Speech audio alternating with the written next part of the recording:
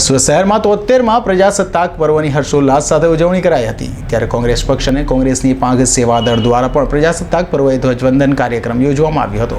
આજે 24મી જાન્યુઆરીના 73માં પ્રજાસત્તાક પર્વની દેશભરમાં આન બાન અને શાંતિ ઉજવણી કરાઈ હતી।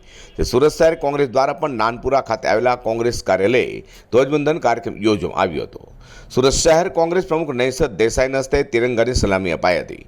આ પ્રસંગે કોંગ્રેસી આગેવાનો કાર્યકરો પણ જોડાવા પામ્યા હતા અને સોશિયલ ડિસ્ટન્સિંગનું પાલન કરવામાં આવ્યું હતું। આ દેશની આઝાદીના દિવસ 15 ઓગસ્ટ અને આજનો દિવસ 26 જાન્યુઆરીમાં સૌથી મોટો ફરક છે કે કોંગ્રેસ પક્ષે 28 મહિનાની જહેમત પછી ભારત દેશને જે પ્રજાસત્તાક સંવિધાન આપ્યું, સંપૂર્ણ લોકતંત્રનું વિકેન્દ્રીકરણ સાથે એક પ્રજાના હાથમાં ગ્રામ સ્વરાજથી માંડીને કેન્દ્ર સરકાર સુધીની સત્તાનું જે વિકેન્દ્રીકરણ કરીને એમણે આ પ્રજાના હાથમાં જે સત્તા આપી આ સંવિધાને, એ ઋણ અને આ ભારત દેશની અખંડિતતા, એકતા અને એની પ્રજાસત્તાક દિવસને ભવિષ્યમાં હજારો આવનારી પેઢીઓ હજારો વર્ષ સુધી સલામત રહે,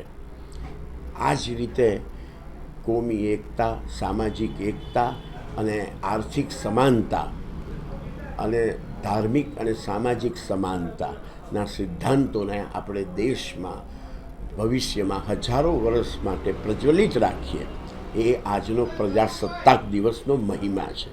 અને માટે આ 26મી જાન્યુઆરી પ્રજાસત્તાક દિને સૌ દેશવાસીઓને, આપ સૌ મીડિયા કર્મીઓને ખૂબ ખૂબ અભિનંદન અને ખૂબ ખૂબ શુભકામનાઓ અને શુભેચ્છાઓ। ધન્યવાદ।